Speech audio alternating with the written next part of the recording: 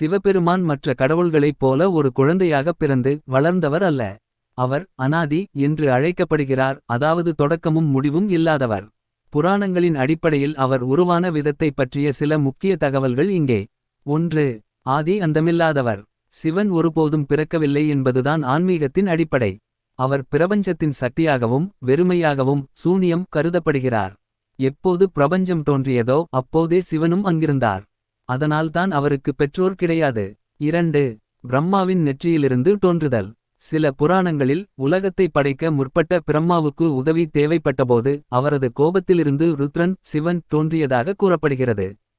பிரம்மாவின் நெற்றியிலிருந்து ஒரு சிறுவனாக குதித்த அவர் தனக்கு இடமும் பெயரும் வேண்டுமென்று கேட்டாராம்.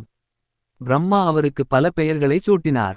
அந்த ருத்ர அவதாரமே பின்னர் சிவனாக வளர்ந்ததாக ஒரு கதை உண்டு. 3. சதாசிவம் மற்றும் தட்சிணாமூர்த்தி. சிவன் வளர்ந்தார் என்பதை விட அவர் பல நிலைகளில் உலகிற்கு அறிவை புகட்டினார் என்றுதான் சொல்ல வேண்டும். அமைதியின் உருவமாக தட்சிணாமூர்த்தியாக இருந்து ரிஷிகளுக்கு மௌனமாக ஞானம் கற்பித்தார். ருத்ரனாக இருந்து தீமைகளை அழித்தார். ஈசனாக இருந்து உலகை காக்கிறார்.